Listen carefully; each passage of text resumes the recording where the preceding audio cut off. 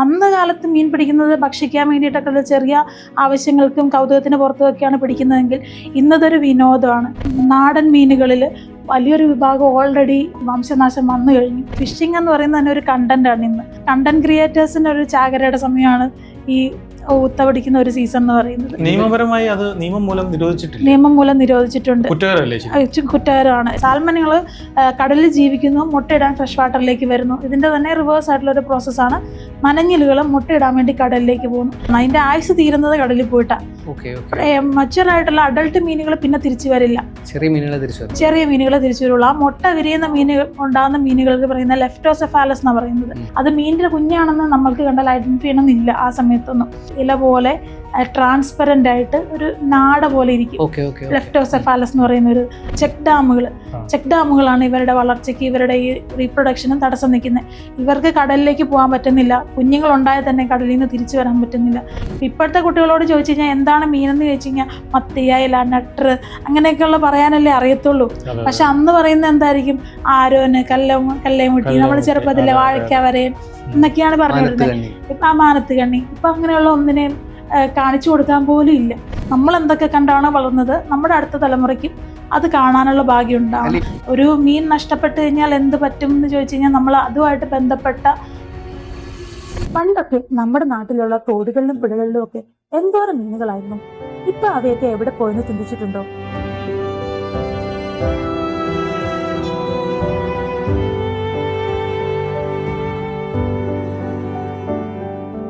താങ്കളുടെ ഒരു വീഡിയോ കണ്ടപ്പോൾ നമ്മുടെ ജൈവ സമ്പദ് വ്യവസ്ഥകളൊക്കെ നിലനിർത്താൻ വേണ്ടി ജനങ്ങളെ അറിയിക്കണമെന്ന് തോന്നി.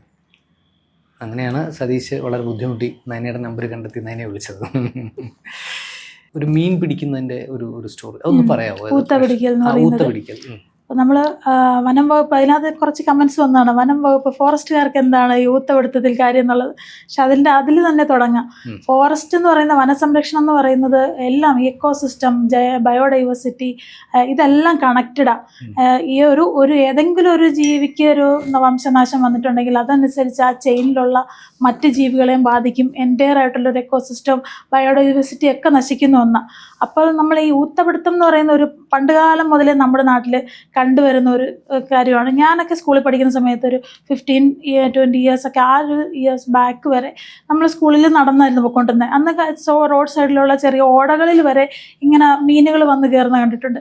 അപ്പോൾ അന്നത്തെ കൗതുകം മാത്രമേ ഉണ്ടായിരുന്നുള്ളൂ. ഇവരിത് മുട്ടയിടാൻ വരുന്നതാണെന്നോ ഇതൊന്നും അറിഞ്ഞുകൂടാ. ഇപ്പോൾ വളരെ റീസെൻ്റ് ആയിട്ടാണ് ഇങ്ങനൊരു ഈ ഒരു സംഭവം എനിക്കും മനസ്സിലാവുന്നത്. ഇവർ മുട്ടയിടാൻ വേണ്ടിയിട്ടാണ് വരുന്നത്. ആ ഒരു സമയത്ത് പുഴകളിലൊക്കെ സുഖമായിട്ട് താമസിച്ചുകൊണ്ടിരുന്ന ജീവികൾ ഈ ഒഴുകുന്ന വെള്ളത്തിൽ മുട്ടയിടുന്നതിനേക്കാളും കുറച്ച് കെട്ടിക്കിടക്കുന്നതും ഒരു ചതുപ്പും കുറച്ച് അവർക്ക് ഇരകളെ കിട്ടുന്നതൊക്കെ ഇച്ചിരി ഒരു കംഫർട്ട് സോണിലേക്ക് അവർ കയറി വരുന്നതാണ്. ഈ മഴവെള്ളം, പുതുവെള്ളം വരുന്ന സമയത്ത് ഇങ്ങനെ ചതുപ്പിലേക്കും പാടങ്ങളിലേക്കും ഒക്കെ കയറി വന്ന് ആ സമയത്ത് അവരുടെ വയറിൽ നിറയെ മുട്ടകളുണ്ടാവും. ആ മുട്ടകളായിട്ട് വന്ന് അവർ മുട്ട ഇട്ടിട്ട് വീണ്ടും തിരിച്ചു പോകും. ഈ ഒരു പ്രോസസ്സിന് വേണ്ടിയിട്ട് വരുന്ന ആൾക്കാരാണ്. അപ്പോൾ ആളുകൾക്ക് കൗതുകമാണ്. ബൾക്കായിട്ട് കുറേ മീനുകൾ കയറി വരുന്നു. അപ്പോൾ ഈ നിറയെ മുട്ടകളുമായിട്ടിരുന്ന മീനുകൾക്ക് മൂവ്മെൻറ്റിനുള്ള ശേഷി അത്ര മറ്റ് സമയത്തുള്ള പോലെ ഉണ്ടാവില്ല. പിടിക്കാൻ എളുപ്പമാണ്. ജസ്റ്റ് കൈകൊണ്ട് പിടിച്ചാൽ തന്നെ അങ്ങനെ കിട്ടുന്നതാണ്. അതൊക്കെ പണ്ട് മുതലേ ചെയ്തു വന്നിരുന്ന ഒരു കാര്യങ്ങളാണ്, ചൂണ്ടിട്ട് പിടിക്കുന്നതും കൈകൊണ്ട് പിടിക്കുന്നതും ഒക്കെ. പക്ഷെ ഇപ്പം എന്താ വരുന്നതെന്ന് വെച്ച് കഴിഞ്ഞിട്ടുണ്ടെങ്കിൽ ഇത് ഭയങ്കര ഒരു വലിയ ആഘോഷമായിട്ട് മാറി. ആഘോഷം, ഈ ഊത്തപിടുത്തം എന്നുള്ള പേരിൽ വലിയ ഇതിനായിട്ട് വലിയ ഉപകരണങ്ങൾ, ഒരു തോടിനെ ഫുള്ള് അടച്ചു വെക്കാൻ പറ്റുന്ന അത്ര വലിയ ചൈനീസ് വലകൾ കൊണ്ടുവരും. പിന്നെ അതുപോലെ തോട്ട ഇട്ടിട്ട്, പിന്നെ അതുപോലെ പല രാസവസ്തുക്കൾ കലർത്തിയിട്ട് മീൻ പിടിക്കുന്നത്, ഇലക്ട്രിസിറ്റി കടത്തി വിട്ടിട്ട് മീൻ പിടിക്കുന്നത്, അങ്ങനെ വൻ രീതിയിൽ മീൻ പിടിക്കാൻ തുടങ്ങി. അപ്പം അന്ന് കാലത്ത് മീൻ പിടിക്കുന്നത് ഭക്ഷിക്കാൻ വേണ്ടിയിട്ടൊക്കെ ചെറിയ ആവശ്യങ്ങൾക്കും കൗതുകത്തിന് പുറത്തുമൊക്കെയാണ് പിടിക്കുന്നതെങ്കിൽ ഇന്നതൊരു വിനോദമാണ്.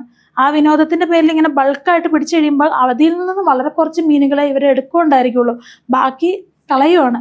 അപ്പോഴത്തേക്കും അത് പിന്നെ സർവൈവ് ചെയ്യില്ല. ചത്തുപോയി കഴിഞ്ഞിട്ട് പിന്നെ കളഞ്ഞിട്ട് കാര്യമില്ലല്ലോ. അത് പിന്നെ അത് കുഞ്ഞുങ്ങളുണ്ടായില്ലെങ്കിൽ ആ തലമുറ നിന്ന് പോവല്ലേ. ഇപ്പോൾ നമ്മളുടെ ഈ നിലവിലുള്ള നാടൻ മീനുകളിൽ വലിയൊരു വിഭാഗം ഓൾറെഡി വംശനാശം വന്നു കഴിഞ്ഞു. ഇതൊന്നും ഐഡന്റിഫൈ ചെയ്യുന്നില്ല, നമ്മളത് ശ്രദ്ധിക്കുന്നില്ല. നമ്മൾ ഒരിക്കലും ഈ ഒരു വിഷയത്തെ പറ്റിയിട്ട് ചിന്തിക്കാൻ പോകുന്നില്ല എന്നുള്ളതാണ്. ഈ മീൻപിടുത്തമാണോ അതിന് കാരണം, അതോ മറ്റു രാസപ്രയോഗങ്ങളാണോ? അതുകൊണ്ട് ഇപ്പൊ കൃഷിയിടങ്ങളിലൊക്കെ രാസവസ്തുക്കളും കീടനാശിനികളും ഒക്കെ ഉപയോഗിക്കുന്നതുകൊണ്ട് അവരുടെ സ്വാഭാവികമായിട്ടുള്ള ഒരു ആവാസ വ്യവസ്ഥയും മുട്ടയിടുന്ന സ്ഥലത്തിനും ഒക്കെ വന്നിട്ടുണ്ട്. പിന്നെ നെൽപ്പാടങ്ങൾ കുറഞ്ഞു, ചതുപ്പ് നിലങ്ങൾ കുറഞ്ഞു. ആ പ്രതിസന്ധികൾക്കും എല്ലാം തരണം ചെയ്ത് അവരെങ്ങനെയാലും സർവൈവ് ചെയ്യണം എന്നുള്ള രീതി വരുമ്പോഴാണ് ഇങ്ങനൊരു ഇതോടെ ഊത്തപിടുത്തം എന്ന് പറയുന്ന അത് ഇപ്പോൾ ഈ യൂട്യൂബിലും ഇൻസ്റ്റാഗ്രാമിലും ഒക്കെ ഫിഷിംഗ് എന്ന് പറയുന്ന വലിയൊരു പേജും അങ്ങനത്തെ ഒരു ചാനലുകളും എല്ലാം ഉണ്ട്. ഫിഷിംഗ് എന്ന് പറയുന്നത് തന്നെ ഒരു കണ്ടന്റാണ് ഇന്ന്.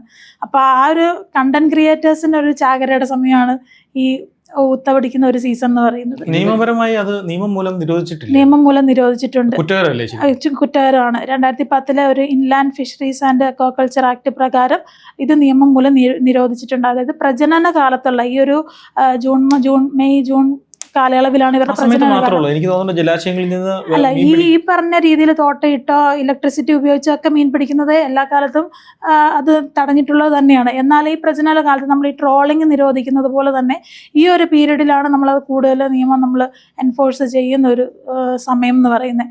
ആ ഒരു സമയത്ത് 15,000 വരെ പിഴയും 6 മാസം വരെ ശിക്ഷയും കിട്ടുന്ന ഒരു ജയിലിൽ കിടക്കാവുന്ന കുറ്റമാണ്. അതായത് ഈ പ്രജനന കാലത്ത് ഒരു മീനിനെയും പിടിക്കാൻ പാടില്ല. കാരണം ഇത്തരത്തിലുള്ള ജീവികൾ എന്നൊക്കെ പറഞ്ഞാൽ ഒരുപാട് മുട്ടകൾ ഇട്ടിട്ട് അവരുടെ സർവൈവൽ എന്ന് പറഞ്ഞാൽ സർവൈവൽ ബൈ നമ്പേഴ്സ് എന്നാണ്. ഒരു മീൻ മുട്ടയിടുന്ന ഒരു 10,000 മുട്ടകളായിരിക്കും ഇട്ടിട്ട് പോകുന്നത്. അതിൽ നിന്ന് സർവൈവ് ചെയ്യുന്ന മുട്ട വിരിയുന്നത് വളരെ കുറച്ചായിരിക്കും. മുട്ടയുടെ സ്റ്റേജിലെ കുറേ എണ്ണം നശിച്ചു പോകും. കുറഞ്ഞ കുഞ്ഞുങ്ങൾ ഉണ്ടായി കഴിയുമ്പോഴത്തേക്കും നീർക്കാക്കകളും കൊറ്റികളും പിടിച്ച് അങ്ങനെ കുറേ കുഞ്ഞുങ്ങൾ നശിച്ചു പോകും. അതിൽ നിന്നൊരു 10,000 മുട്ട വിരിഞ്ഞ് വരുന്നതിൽ നിന്ന് ചിലപ്പോൾ ഒരു 100 എണ്ണേ സർവൈവ് ചെയ്യുണ്ടായിരിക്കുള്ളൂ. അങ്ങനെയാണ് നിൽക്കുന്നത്. അതിൽ നിന്ന് ആ സർവൈവ് ചെയ്യുന്ന കുഞ്ഞുങ്ങളെ വീണ്ടും നമ്മൾ പിടിച്ച് കുഞ്ഞുങ്ങളെയാണോ മുട്ടയിടാൻ പോകുന്ന മീനുകളെയാണോ? രണ്ടും ഉണ്ട്. ഈ കുഞ്ഞുങ്ങൾ ആ ഒരു പീരീഡിൽ ഉണ്ടാകുന്നത് കുഞ്ഞുങ്ങളടക്കം ചിലപ്പം ഇതിൽ വലയിൽ ഈ ചൈനീസ് നെറ്റ് എന്ന് പറയുന്നുണ്ട്. അത് മെഷ് സൈസ് വളരെ കുറവായിരിക്കും. അപ്പോൾ വലിയ ഇതാണെങ്കിൽ കുഞ്ഞുങ്ങളൊക്കെ അതിൽ നിന്ന് ചാടി രക്ഷപ്പെട്ടോളും. ഇത് മെഷ് സൈസ് വളരെ കുറവാണെങ്കിൽ കുഞ്ഞുങ്ങളടക്കം ഉൾപ്പെടും. എന്നാൽ ഈ കുഞ്ഞുങ്ങളെ അവർ യൂസ് ചെയ്യുമോ അതും ഇല്ല. ഒരു രീതിയിൽ ഉപയോഗിക്കാൻ വേണ്ടിയിട്ടല്ല, തിരിച്ചുവിടത്തുമില്ല. അത് പിന്നെ ചത്തുപോകത്തേ ഉള്ളൂ. അത് ഈ ഒരു സംഭവം പലർക്കും അറിയില്ലാന്ന് തോന്നുന്നു. ഇവര് മുട്ടയിടാൻ വരുന്നതാണെന്നുള്ളത് അറിയില്ലാന്ന് തോന്നുന്നു. ഈ ഫോറസ്റ്റുകാരാണോ ഇവരെ പിടിക്കുക അതോ സാധാരണ പോലീസാണോ പിടിക്കുക? അത് ശരിക്കും ഫിഷറീസ് ആണ് ഇതിന്റെ ഒരു. ഞാൻ ചോദിക്കുന്നത് ഈ മീൻ പിടിക്കാൻ പോകുന്ന ആളുകളെ അതാണ് പറഞ്ഞത്. അത് പിടിക്കാന്ന് വെച്ച് കഴിഞ്ഞാൽ ശരിക്കും ഫോറസ്റ്റുകാർക്ക് അത് വെച്ച് കേസെടുക്കാനുള്ള അനുമതി ഇല്ല. പോലീസിന് പറയാം, നമ്മുടെ പഞ്ചായത്തുകളിൽ അവിടുത്തെ ലോക്കൽ ബോഡി ഏതാണോ അവർക്ക് ഇതിൽ നടപടിയെടുക്കാം. ഫിഷറീസ് ആണ് ഇതിൽ കേസെടുക്കേണ്ടത്, അതിന്റെ പിഴ ഈടാക്കുന്നതും അങ്ങനെയുള്ള കാര്യങ്ങളൊക്കെ ചെയ്യും. ഫിഷറീസിന് അങ്ങനെ സ്ക്വാഡുകൾ വല്ലതും ഉണ്ടോ? അവര് പൊതുവെ സ്റ്റാഫ് കുറവുള്ള ഡിപ്പാർട്ട്മെന്റ്. ഇത് കാണുന്ന ഏതെങ്കിലും മീൻപിടുത്തക്കാരുടെ ആൾക്കാരുണ്ടെങ്കിൽ അവരെ ആര് പിടിക്കുമെന്ന് അറിയാൻ വേണ്ടിയിട്ട് നമുക്ക് ആരാണോ ഇപ്പൊ പോലീസിനെ വിളിക്കുകയാണെന്ന് തോന്നുന്നു ഇച്ചിരൂടെ നമുക്ക് ഏറ്റവും അവൈലബിൾ ആയിട്ടുള്ള. പിന്നെ തൊട്ടടുത്തുള്ള പഞ്ചായത്ത് ഓഫീസിൽ പറഞ്ഞാലും മതി. അങ്ങനെയുള്ള മീൻ പിടിക്കുന്ന കണ്ടു കഴിഞ്ഞാൽ പൊതുജനങ്ങൾ അവയർനെസ് ആയി കഴിയുമ്പോൾ തന്നെ ഒത്തിരി പേര് സാധാരണ പോലീസിൽ വിളിച്ചറിയിച്ചു കഴിഞ്ഞാൽ പ്രയോജനം ഉണ്ടാവും. ഉണ്ട്. അവർക്ക് അവരോട് ഇൻഫോം ചെയ്താൽ മതി. അല്ല, നമ്മളിപ്പോൾ പോലീസിലേക്ക് പിടിപ്പിക്കുന്നു എന്നതിനേക്കാൾ ഉപരി ഇതിന്റെ ഒരു നിജസ്ഥിതി എന്താണെന്ന് പ്രേക്ഷകരെ അറിയിക്കാൻ ശ്രമിക്കുക. അതാണ് നമ്മൾ പോഡ്കാസ്റ്റില് മനസ്സിലായില്ലേ? കാരണം എനിക്ക് ഈ വീഡിയോ കാണുന്നിടം വരെ ഈ ഒരു പ്രക്രിയയുടെ ആഘാതം അല്ലെങ്കിൽ ഇത് സമൂഹത്തിൽ അല്ലെങ്കിൽ നമ്മുടെ ജൈവസമ്പത്തിൽ ഉണ്ടാക്കുന്ന പ്രശ്നം എന്താണെന്ന് അറിയില്ലായിരുന്നു. ഇതിപ്പോൾ ഈ ഊത്ത മീനിനെ പോലെ മറ്റേതൊക്കെ മീനിന്റെ കാര്യങ്ങളാണ് ഇനി നമുക്ക് പ്രേക്ഷകരെ ബോധിപ്പിക്കാൻ കഴിയുക. ഇത് വേറൊരു വീഡിയോ ഞാൻ ചെയ്തിട്ടുണ്ടായിരുന്നു, മനഞ്ഞിൽ എന്ന് പറയുന്ന മീനുകളെ പറ്റിയിട്ട്. ഈ വ്ലാഞ്ഞില് വാളൻ മീൻ എന്നൊക്കെ പറയുന്ന വലിയൊരു പാമ്പിന്റെ പോലെ ബോഡിയുള്ള ഒരു നീളമുള്ളൊരു ബോഡിയുള്ളൊരു വലിയ മീനാണ് മനഞ്ഞിൽ എന്ന് പറയുന്നത്. അതൊരു കാറ്റഡ്രോമസ് ഫിഷാണ്. കാറ്റഡ്രോമസ് ഫിഷ് എന്ന് പറഞ്ഞിട്ടുണ്ടെങ്കിൽ അത് ജീവിക്കുന്ന ഒരിടത്തും മുട്ടയിടുന്ന മറ്റൊരു സ്ഥലത്തും അങ്ങനെയാണ്. ഇവര് ഫ്രഷ് വാട്ടർ മീനുകളാണ്. നമ്മുടെ പുഴകളിൽ, തോടുകളിൽ, പാടങ്ങളിൽ ഒക്കെ ഉള്ള ഒരു മീനാണ്. അത് വളരെ മൂവ്മെൻ്റ് ഒക്കെ വളരെ കുറവുള്ള, ഇങ്ങനെ ചതുപ്പിനകത്ത് എപ്പോഴും മണ്ണിനകത്ത് പൊതിഞ്ഞ് കിടക്കുന്ന ഒരു തരം മീനുകളാണ്. അവർ പകൽ ആക്റ്റീവ് അല്ലായിരിക്കും, കുറച്ച് കുറവേ ഉള്ളായിരിക്കും. രാത്രി ആകുമ്പോൾ ഒരു കൂടുതൽ ആക്റ്റീവ് ആകും, അങ്ങനത്തെ ഒരു ജീവി. അപ്പം ഈ ജീവികൾ മുട്ടയിടാൻ പോകുന്നത് കടലിലേക്കാണ്. ഈ സാൽമൺ എന്ന് പറഞ്ഞ ഫിഷിൻ്റെ സമാനമായിട്ടുള്ള സാൽമനുകൾ കടലിൽ ജീവിക്കുന്നു, മുട്ടയിടാൻ ഫ്രഷ് വാട്ടറിലേക്ക് വരുന്നു. ഇതിൻ്റെ തന്നെ റിവേഴ്സ് ആയിട്ടുള്ള ഒരു പ്രോസസ്സാണ്. മനഞ്ഞിലുകൾ മുട്ടയിടാൻ വേണ്ടി കടലിലേക്ക് പോകുന്നു. ഈ കടലിൽ പോയിട്ട് ആ മുട്ടയിട്ട് അവിടെ അവർ ഫീമെയിൽ മീനുകൾ ഓപ്പണായിട്ട് മുട്ടയിടുന്നു. എക്സ്റ്റേണൽ ബീജസങ്കലനം വഴി മെയിൽ ഫിഷുകൾ അത് ബീജസങ്കലനം നടത്തുന്നു. ആ മുട്ടകൾ അതിന് കടലിൽ ഒഴുകി നടക്കുകയാണ് ചെയ്യുന്നത്, ഓപ്പണായിട്ട് ഒഴുകി നടക്കും. അതായത് വെള്ളത്തിൽ മീൻ മുട്ടയിടും. അതിൻ്റെ മുകളിൽ ആൺമീനുകൾ എക്സ്റ്റേണൽ ആയിട്ടുള്ള ബീജസങ്കലനം നടത്തും. അങ്ങനെ എല്ലാ മീനുകളും ഈ ഊത്തമീൻ ഉൾപ്പെടെ അങ്ങനെ എല്ലാ മീനുകളുടേതും അത്ര എനിക്കറിയില്ല. ഈ ഒരു മീനിനെ പറ്റി ആണ് ചില മീനുകളുടേതും വേറെ രീതിയിലായിരിക്കും. അപ്പോൾ ഈ മുട്ടയിലേക്കുള്ള ബീജസങ്കലനം നടക്കുന്നത് വയറിന് പുറത്താണ്, മുട്ടയിൽ ഓപ്പൺ വാട്ടറിലാണ്. ഇവര് രണ്ട് മീനുകൾ തമ്മിൽ സമ്പർക്കം ഉണ്ടാകുന്നില്ല. ആ മുട്ടയിലാണ് ബീജസങ്കലനം നടത്തുന്നത്. ആ മുട്ടകൾ ഇങ്ങനെ ഫ്ലോട്ട് ചെയ്ത് നടക്കുകയാണ് ചെയ്യുന്നത് ആ കടലിൽ. പിന്നെ അത് വിരിയും. അപ്പൊ ആ ഫ്ലോട്ട് ചെയ്ത് നടക്കുന്ന മുട്ടയ്ക്ക് പ്രൊട്ടക്ഷൻ ആയിട്ട് ഈ മീൻ നിൽക്കുമോ അതോ അങ്ങ് വിടത്തേ ഉള്ളൂ? ആ ഒരു പീരീഡിൽ ഇത് മുട്ടയിട്ട് കഴിഞ്ഞാൽ പിന്നെ അധികകാലം സർവൈവ് ചെയ്യില്ല. ഈ 5 മുതൽ 15 വർഷം വരെ ഫ്രഷ് വാട്ടറിലാണ് അത് ജീവിക്കുന്നത്. മുട്ടയിട്ട് കഴിഞ്ഞാൽ അതിന്റെ ലൈഫ് പിന്നെ ആ കടലിൽ നിന്ന് അത് തിരിച്ചു വരില്ല. ആ കടലിൽ തന്നെ കുറച്ച് നാൾ ജീവിക്കുമായിരിക്കും. അങ്ങനെ ഒരു ഇതാണ്. അതിന്റെ ആയുസ് തീരുന്നത് കടലിൽ പോയിട്ടാ. മച്ചുവർ ആയിട്ടുള്ള അഡൾട്ട് മീനുകൾ പിന്നെ തിരിച്ചു വരില്ല. ചെറിയ മീനുകളെ തിരിച്ചു വരുള്ളൂ. ആ മുട്ട വിരിയുന്ന മീനുകൾ ഉണ്ടാകുന്ന മീനുകൾക്ക് പറയുന്ന ലെഫ്റ്റോസെഫാലസ് എന്നാണ് പറയുന്നത്. ലെഫ്റ്റോസെഫാലസ്. അപ്പൊ ഈ മനഞ്ഞിൽ മീനുകൾ ഈ മുട്ടയിടുന്ന ഇതിന്റെ ഒരു അഡൾട്ട് സ്റ്റേജ് എത്തുമ്പോഴത്തേക്ക് ഇവരുടെ ബോഡിക്ക് കുറച്ച് ചേഞ്ചസ് വരും. ഒരു ഫുഡ് കഴിക്കുന്ന കുറയ്ക്കും, ഇവരുടെ കണ്ണുകളുടെ വലിപ്പം കൂടും, ബോഡി ഒരു ചെറിയൊരു സിൽവർ കളറിലേക്ക് മാറും. അപ്പൊ അതിന് സിൽവർ ഈൽ സ്റ്റേജ് എന്നാണ് അതിന് പറയുന്നത്. ആ ഒരു സ്റ്റേജ് ആയി കഴിയുമ്പോഴാണ് ഇവർ മുട്ടയിടാറായി എന്ന് അവർക്ക് തന്നെ ഒരു ബോധ്യം വരുന്നത്. ആ സമയത്ത് ഇവർ ഇങ്ങനെ നദികളിലൂടെയും കനാലുകളിലൂടെയൊക്കെ പ്രയാണം നടത്തി അത് ആയിരക്കണക്കിന് കിലോമീറ്ററുകൾ പോകും. അങ്ങനെ കടലിലെത്തും. കടലിൽ ഇങ്ങനെ മുട്ടയിട്ടിട്ട് ആ മുട്ട കുറച്ച് കഴിയുമ്പോഴത്തേക്കും വിരിഞ്ഞ് ലെഫ്റ്റോസെഫാലസ് എന്ന് പറഞ്ഞിട്ട് അതിന്റെ കുഞ്ഞുങ്ങൾക്ക് പറയുന്ന ലെഫ്റ്റോസെഫാലസ് എന്നാണ് പറയുന്നത്. അപ്പൊ ഈ മീനുമായിട്ട് ഒരു രൂപമില്ലാത്ത ഒരു കുഞ്ഞുങ്ങളായിരിക്കും ഉണ്ടാകുന്നത്. ഒരു ഇല പോലെ ട്രാൻസ്പെറന്റ് ആയിട്ട് ഒരു നാട പോലെ ഇരിക്കും ലെഫ്റ്റോസെഫാലസ് എന്ന് പറയുന്ന ഒരു. അത് മീനിന്റെ കുഞ്ഞാണെന്ന് നമ്മൾക്ക് കണ്ടാൽ ഐഡന്റിഫൈ ചെയ്യണമെന്നില്ല ആ സമയത്തൊന്നും. അത് കുറച്ച് കഴിയുമ്പോഴത്തേക്ക് ഇത് പയ്യെ ഇതിന് ഇച്ചിരി ഒരു ഇതായി കഴിയുമ്പോഴത്തേക്കും ഈലെന്നുള്ള ഒരു ഫിഷിന്റെ ഒരു മറ്റേ മണ്ണിരയുടെയൊക്കെ പോലെ ഒരു ആ ഒരു രൂപത്തിലേക്ക് ആയി കഴിയുമ്പോൾ അവർ വീണ്ടും കടലിൽ നിന്ന് ഫ്രഷ് വാട്ടർ വഴി തിരിച്ച് ഈ കനാലുകൾ വഴി വീണ്ടും പുഴകളിൽ എത്തിച്ചേരും. അപ്പൊ ഇതാണ് ഇവരുടെ ഒരു ജീവിത ചക്രം. അത് ആ ഒരു ഫുഡ് കഴിക്കുന്ന ഒരു സ്റ്റേജ് ഒന്നും അങ്ങനെയല്ല. ഒരു വളരെ ചെറിയൊരു ജീവിയാണ്. ഇപ്പൊ നമുക്കത് മീനിന്റെ കുഞ്ഞാണെന്ന് മനസ്സിലാവില്ല. ഈ മണ്ണിര പോലെയൊക്കെ ഇരിക്കും. അത് വെള്ളത്തിലായിരിക്കത്തുമില്ല. അതിന് കല്ലിലും പാറയിലും ഒക്കെ അങ്ങനെ ചുമ്മാ ഇരിക്കത്തേ ഉള്ളൂ. നമ്മൾ പലപ്പോഴും കണ്ടിട്ടുണ്ടായിരിക്കും. നമ്മൾക്കത് മനസ്സിലാവാൻ പറ്റാഞ്ഞിട്ട് അത് മീൻ കുഞ്ഞാണെന്നുള്ളത്. അത് ചെറിയ ജലത്തിൽ കിലോമീറ്ററുകൾ സഞ്ചരിച്ചാലല്ലേ ഫ്രഷ് വാട്ടറിൽ. അതെ, കുറെ ദൂരം സഞ്ചരിക്കണം. അപ്പൊ അത് ജലത്തിൽ വരുന്ന ചെറിയ അങ്ങനത്തെ മറ്റേ പ്ലാന്റ്സ് അങ്ങനത്തെ കാണുമല്ലോ, അങ്ങനെയൊക്കെ ഉള്ളതായിരിക്കും ഇവരുടെ ഭക്ഷണം എന്ന് പറയുന്നത്. അതിനുശേഷം ഇവർ ഇത് തിരിച്ച് ഫ്രഷ് വാട്ടറിൽ എത്തിക്കഴിഞ്ഞാൽ ഇതിന്റെ യഥാർത്ഥ രൂപത്തിലേക്ക് വന്ന് മീനുകൾ മനഞ്ഞിലുകളായിട്ട് പിന്നീട് അവരുടെ ജീവിതചക്രം അവിടെ മറ്റൊരു സ്റ്റേജ് അവർക്ക് ആരംഭിക്കുകയാണ് ചെയ്യുന്നത്. അപ്പൊ ഇതിപ്പം മനഞ്ഞിലുകൾ വല്ലാതെ കുറഞ്ഞിപ്പോൾ കാണാനില്ല. ഒരു മനഞ്ഞിലെന്ന് പറയുന്ന ജീവിതം വളരെ കുറച്ചൊക്കെ ചില സ്ഥലങ്ങളിലുണ്ട്, ചില സ്ഥലത്ത് തീരെ അതില്ല. അപ്പം ഇതിനെ പറ്റിയിട്ട് ആലോചിച്ചപ്പോഴത്തേക്കും നമ്മൾ അറിഞ്ഞപ്പോഴത്തേക്കും ഈ നദികളിലുണ്ടാകുന്ന ഡാമുകൾ, ചെക്ക് ഡാമുകളാണ് ഇവരുടെ വളർച്ചയ്ക്ക്, ഇവരുടെ ഈ റീപ്രൊഡക്ഷനും തടസ്സം നിൽക്കുന്നത്. ഇവർക്ക് കടലിലേക്ക് പോകാൻ പറ്റുന്നില്ല. കുഞ്ഞുങ്ങളുണ്ടായാൽ തന്നെ കടലിൽ നിന്ന് തിരിച്ചു വരാൻ പറ്റുന്നില്ല. ഈ ഒരു സ്റ്റേജിൽ ആ ഒരു പ്രോസസ്സ് അവിടെ നിന്ന് പോവുക. ആ നദിയിൽ അവിടെ തീരുവാണ്. പിന്നെ ഈ ഡാമുകളില്ലാത്ത ചില നദികളുണ്ടല്ലോ, അവിടെ ഉള്ളിടത്ത് ഇപ്പോൾ പ്രശ്നമില്ലാതെ തന്നെ ഈ ഫ്ലോ നടക്കുന്നുണ്ട്. നമ്മൾ ഈ പ്രശ്നം കേരളത്തിലേക്ക് ഇത് ഐഡന്റിഫൈ ചെയ്ത് വരുന്നതേ ഉള്ളൂ. ചിലരൊക്കെ പറഞ്ഞു വരുന്നുണ്ടെങ്കിൽ ശ്രദ്ധയിലേക്ക് അങ്ങ് വരുന്നില്ല. പക്ഷേ ഈ നെതർലൻഡ്, ഫ്രാൻസ്, ജർമ്മനി, ജപ്പാൻ ഇങ്ങനെയുള്ള രാജ്യങ്ങളൊക്കെ അവിടെയും ഈ ഫിഷിൻ്റെ തന്നെ നമ്മുടെ ഇവിടെ ഉള്ളത് അങ്കിലസ് ബംഗാളൻസിസ് എന്ന് പറഞ്ഞിട്ടൊരു ഈലാണ്. അപ്പം ഇതിൻ്റെ തന്നെ വേറെ കാറ്റഗറിപ്പെട്ട ഇതേ ഇനത്തിൽപ്പെട്ട മീനുകൾ അവിടെയുണ്ട്. അവർ ഈ പ്രശ്നം ഐഡന്റിഫൈ ചെയ്യുകയും ചെയ്ത് അവർ ഇതിന് പരിഹാരങ്ങൾ കണ്ടുപിടിക്കുകയും ചെയ്തു. അപ്പൊ ഈ ഡാമിലൊക്കെ ഇവര് ഈൽ പാസ് എന്ന് പറഞ്ഞിട്ട് സെപ്പറേറ്റ് ഒരു സ്ട്രക്ചർ സൈഡിലായിട്ട്, അത് ഇവർക്ക് വെള്ളം വേണ്ട, കയറി പോണെങ്കിൽ വെള്ളം വേണ്ട, അവർക്കൊരു സ്റ്റെപ്പ് പോലെ ഒരു സ്ട്രക്ചർ ഉണ്ടായാൽ മതി, ഒരു ചെറിയൊരു സ്ലോപ്പ് ഉണ്ടായാൽ മതി.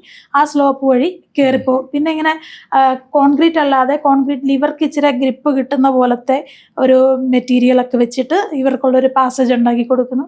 പിന്നെ അതുപോലെ എന്താണ് കനാലുകൾ, ഈ ഡാമിൽ നിന്ന് വരുന്ന വെള്ളത്തിന് ഭയങ്കര ഫോഴ്സ് ആയിരിക്കും.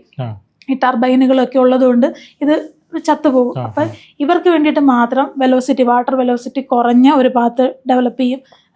ഈൽ പാസ് കനാലുകൾ ഉണ്ടാക്കും. അങ്ങനെ പല കാര്യങ്ങൾ ചെയ്തിട്ട് അവർ ഈൽ പോപ്പുലേഷൻ തിരികെ പിടിച്ചു. അപ്പൊ നമ്മുടെ ഇവിടെ ഇപ്പോഴും ഇതുവരെ നഷ്ടപ്പെട്ടാൽ ഉണ്ടാവുന്ന സാമൂഹിക പ്രത്യാഘാതങ്ങൾ എന്തൊക്കെയാണ്? ഇത് എല്ലാം ഈ പറഞ്ഞ ഒരു ഭക്ഷ്യ ശൃംഖലയുടെ, ഭക്ഷ്യ വെബിന്റെ ഒരു പാർട്ടാണ് എല്ലാ ജീവി എന്ന് പറയുന്നത്. ഓരോ ജീവിക്കും അതിൻ്റെതായ ഫംഗ്ഷൻ ഉണ്ട് ഇതിനകത്ത്. ഒരു മീൻ നഷ്ടപ്പെട്ട് കഴിഞ്ഞാൽ എന്ത് പറ്റും എന്ന് ചോദിച്ചു കഴിഞ്ഞാൽ നമ്മൾ അതുമായിട്ട് ബന്ധപ്പെട്ട ഈ മീനുകൾ ആഹാരമാക്കുന്ന ചെറുജീവികളുണ്ടാവും. ആ ജീവികളുടെ പോപ്പുലേഷൻ വല്ലാതെ കൂടിയിട്ടുണ്ടെങ്കിലും ബാലൻസ് തെറ്റും. അങ്ങനെ ഇതുണ്ട്. ഒരു ഇതല്ലാണ്ട് ഈ മലഞ്ഞിലല്ലാണ്ട് ഇതുപോലെ തന്നെ പോകുന്ന വേറെ ഏതെങ്കിലും മീനുകളുണ്ടോ? ഈ ഈ കടലിൽ പോയി മുട്ടയിട്ടിട്ട് തിരിച്ചു വരുന്ന കാറ്റഡ്രോമസ് എന്നുള്ളത് ഈ ഒരു മീനുകളെ പറ്റിയിട്ടേ ഞാൻ കേട്ടുള്ളൂ. മറ്റു മീനുകൾ ഉണ്ടായിരിക്കാം, നമ്മൾ അത്രയ്ക്ക് സ്റ്റഡി നടത്തിയിട്ടില്ല. നമ്മൾ പുതിയൊരു ഇൻഫർമേഷൻ കിട്ടുമ്പോൾ അതിനെപ്പറ്റി സ്റ്റഡി ചെയ്യുന്നല്ലാതെ ഇപ്പോഴാണ് എനിക്ക് വേണമെങ്കിൽ ഈ ഒരു ടോപ്പിക്കിന് ഒരു ഇൻട്രസ്റ്റ് വന്നത് ഇതിനോടാണ്. അപ്പം ഞങ്ങളുടെ ഫോറസ്റ്റിന്റെ വഴിക്കടവിലെ ചെക്ക് പോസ്റ്റിലൊരു സ്റ്റിക്കർ ഉണ്ട്. 2 റിസർച്ച് ചെയ്യുന്ന 2 കുട്ടികൾ അവർ പൊട്ടിച്ചിട്ട് പോയിരിക്കുന്ന അവരിട്ടിരിക്കുന്ന പാൽക്കണ്ടയെ കണ്ടവരുണ്ടോ എന്ന് ചോദിച്ചിട്ടൊരു പോസ്റ്റർ. അപ്പോൾ എന്താണ്, നമുക്ക് പേര് കേൾക്കുമ്പോൾ തന്നെ എന്താണ് പാൽക്കണ്ട എന്ന് ഓർക്കും. പാൽക്കണ്ട എന്ന് പറയുന്നത് നമ്മുടെ ആ ഒരു പ്രദേശത്ത് മാത്രം ഈ മീനച്ചിലാറിൻ്റെ പരിസരത്തുമൊക്കെ ഉണ്ടായിരുന്ന ഒരു മീനാണ്. ആ മീൻ ഇപ്പം ഇല്ല, അത് എക്സ്റ്റെൻഡ് ആയതും ഒന്നും നമ്മൾ അറിഞ്ഞിട്ടില്ല. അപ്പം ഇതിനെ ഒന്ന് തിരിച്ച് പിടിക്കണം. ഒരു പോപ്പുലേഷൻ, ഒരു ജീവിയും നമ്മളുള്ള കാലത്ത് ഇത് എക്സ്റ്റെൻഡ് ആവാൻ പാടില്ല. നമ്മൾ എന്തൊക്കെ കണ്ടാണ് വളർന്നത്, നമ്മുടെ അടുത്ത തലമുറയ്ക്കും അത് കാണാനുള്ള ഭാഗ്യം ഉണ്ടാവും. ഇപ്പൊ പാൽക്കണ്ട പൂർണ്ണമായും വംശനാശം നേരിട്ടെങ്കിൽ എങ്ങനെ തിരിച്ചു പിടിക്കാൻ പറ്റും? തിരിച്ചു പിടിക്കാൻ പറ്റുന്ന തന്നെ, പക്ഷെ പെരിയാർ റിസർവിന്റെ ഒക്കെ ഉള്ളിലൊക്കെ അവിടെയുള്ള നദികളിലൊക്കെ ഉണ്ടെന്ന് പറയുന്നു. അങ്ങനെ ഉണ്ടെന്നുണ്ടെങ്കിൽ നമുക്ക് ഈ ക്യാപ്റ്റീവ് ബ്രീഡിങ്, നമുക്ക് ബ്രീഡിങ് നടത്താമല്ലോ. ഇവനെ പിടിച്ച് കുറച്ച് നാൾ നിർത്തി വീണ്ടും നദികളിൽ നിക്ഷേപിക്കാം. അങ്ങനെയുള്ള പരിപാടികൾ നടക്കുന്നുണ്ട്. ഫിഷറീസൊക്കെ അങ്ങനെ ചെയ്യുന്നുണ്ട്. മാനുവലായിട്ട് നമ്മൾ ഒരു കുളം പോലെ ഉണ്ടാക്കി അതിനകത്ത് കുഞ്ഞുങ്ങൾ ഉണ്ടാക്കി നിക്ഷേപിക്കുന്ന പരിപാടിയുണ്ട്. അതുപോലെ നമ്മുടെ ഇപ്പോൾ പുഴകളിലൊക്കെ അല്ലാതെ ഈ പുറത്തുനിന്നുള്ള മീനുകളുണ്ടല്ലോ, നമ്മുടെ നാടൻ മീനുകളെ തിന്ന് നശിപ്പിക്കുന്ന പുറത്തുനിന്നുള്ള മീനുകളുണ്ടല്ലോ, അങ്ങനത്തെ ആഫ്രിക്കൻ മുഷി പോലെയുള്ള മീനുകൾ, അത് നമ്മുടെ ലോക്കൽ ബ്രീഡിനെ എല്ലാം നശിപ്പിക്കും. അങ്ങനെയുള്ളതിനെയൊക്കെ പരമാവധി പ്രിവെൻറ്റ് ചെയ്യാനും, ഇപ്പോൾ ഡാമുകളിലൊക്കെ ചില ഇങ്ങനത്തെ മീനുകൾ വല്ലാണ്ട് പെരുകും. അവരിത് നമ്മുടെ നാടൻ മീനെല്ലാം നശിക്കുവാണ്. അപ്പം ഇപ്പോഴത്തെ കുട്ടികളോട് ചോദിച്ചു കഴിഞ്ഞാൽ എന്താണ് മീനെന്ന് ചോദിച്ചു കഴിഞ്ഞാൽ മത്തി, അയല, നട്ടർ അങ്ങനെയൊക്കെയുള്ള പറയാനല്ലേ അറിയത്തുള്ളൂ. പക്ഷെ അന്ന് പറയുന്നത് എന്തായിരിക്കും, ആരോന്, കല്ലേമുട്ടി, നമ്മൾ ചെറുപ്പത്തിലെ വാഴയ്ക്ക വരയും എന്നൊക്കെയാണ് പറഞ്ഞിരുന്നത്. ഇപ്പം ആ മാനത്ത് കണ്ണി, ഇപ്പം അങ്ങനെയുള്ള ഒന്നിനെയും കാണിച്ചു കൊടുക്കാൻ പോലും ഇല്ല. അപ്പം അങ്ങനെ അത് തിരിച്ചു വരട്ടെ എന്നാണ്. നമ്മൾ ചെറിയൊരു എഫേർട്ട് എടുത്തു കഴിഞ്ഞാൽ അത് തിരിച്ചു വരും. അത് നമ്മുടെ ലൈഫിൻ്റെ ഭാഗമായിട്ട് അതും അങ്ങ് പൊക്കോട്ടെ. എന്തിനാണ് നമ്മുടെ കാലഘട്ടത്തിൽ അവരെയൊക്കെ എക്സ്റ്റെൻഡ് ആക്കി കളയുന്നത്? ഒരു ചെറിയ എഫേർട്ട് ഉണ്ടെങ്കിൽ തിരിച്ചു പിടിക്കാമല്ലോ. എങ്ങനെയാണ് ഈ ജോലി വേണം, അല്ലെങ്കിൽ ഈ ജോലിയിലേക്ക് എത്തിയത് എങ്ങനെയാണ്? ജോലി നമുക്ക് വരുന്നതിന് മുമ്പ് ഇതെന്താണ് ജോലിയെന്നോ ഒന്നും അറിഞ്ഞു വന്നതൊന്നും അല്ല. ഞാൻ സാധാരണ ഇൻഫോ പാർക്കിൽ വർക്ക് ചെയ്തുകൊണ്ടിരുന്ന ഒരു എംപ്ലോയി ആയിരുന്നു. അതിനുശേഷം ചെറിയൊരു ബ്രേക്ക് എടുത്ത സമയത്ത് എഴുതിയ പരീക്ഷയാണിത്. അപ്പോൾ ഈ ജോലി എന്താണ്, ഫോറസ്റ്റിലെ ജോലി എന്ന് മാത്രം അറിയാം, നമുക്ക് വേറൊന്നും അറിയില്ല. പക്ഷെ വന്നതിന് ശേഷമാണ് ഈ ജോലി എന്താണെന്ന് നമുക്ക് മനസ്സിലായത്. അതിനെപ്പറ്റി കൂടുതൽ അറിഞ്ഞപ്പോൾ കൂടുതൽ താല്പര്യം തോന്നി. നമ്മൾ അതിലേക്ക് തന്നെ തുടർന്ന് പോയിക്കൊണ്ടിരിക്കുന്ന ഒരു ഇതാണ്. അല്ല, ഒരു IT ജോബ് ചെയ്തുകൊണ്ടിരുന്ന ഒരാൾ എങ്ങനെയാണ് ഇതിലേക്ക്, അല്ലെ PSC എഴുതുമായിരുന്നോ? PSC എഴുതിയാണ് വന്നത്. എന്താണല്ലോ IT ജോബിനേക്കാളും ഒരു ജോബ് സെക്യൂരിറ്റി എന്ന് പറയുന്നത് ഗവൺമെന്റ് ജോബിന് തന്നെയാണല്ലോ. ആ ഒരു പ്രയോറിറ്റി നമ്മൾ എപ്പോഴും അതിനെ കൊടുക്കും. അങ്ങനെ ഫസ്റ്റ് ഒരു സുഖമുള്ള ജോലി ഏതാണ്? IT ജോലിയാണോ അതോ കാട്ടിലെ ജോലിയാണോ? സുഖം എന്ന് പറഞ്ഞാൽ നമ്മുടെ ലൈഫ് സ്റ്റൈലൊക്കെ ഒരു ഇച്ചിരി മോഡേൺ ലൈഫ് സ്റ്റൈലൊക്കെ ഇഷ്ടപ്പെടുന്ന ആൾക്കാർക്ക് IT ജോബ് തന്നെയായിരിക്കും ഇഷ്ടം. കുറച്ചുകൂടെ കാം, പീസ്ഫുൾ, ഫീൽഡ് ഓറിയന്റഡ് ജോലി ഇഷ്ടമുള്ള ആൾക്ക് ബീറ്റ് ഫോറസ്റ്റ് ഓഫീസർ ആയിരിക്കും ഇഷ്ടം. എന്നെ സംബന്ധിച്ച് ഈ 2 ജോലി ഇഷ്ടമായിരുന്നു. കാരണം ഞാൻ ആദ്യം വർക്ക് ചെയ്തിരുന്ന കമ്പനി നല്ലൊരു കമ്പനിയായിരുന്നു. പിന്നെ പറഞ്ഞ പോലെ നമുക്ക് ഒരു ഘട്ടം കഴിഞ്ഞപ്പോൾ ചെറിയൊരു കുട്ടിയൊക്കെ ഉണ്ടായ സമയത്ത് ഒരു ബ്രേക്ക് എടുക്കുന്ന സമയത്ത് ഈ പരീക്ഷ എഴുതി കിട്ടിക്കഴിഞ്ഞപ്പം ഗവൺമെൻറ് ജോബ് വിട്ട് നമ്മൾ വീണ്ടും പഴയ ജോലിയിലേക്ക് പോകാന്നുള്ളത് ഫസ്റ്റ് പ്രയോറിറ്റി ഈ ജോബിന് കൊടുത്ത് അങ്ങനെ വന്നതാണ്.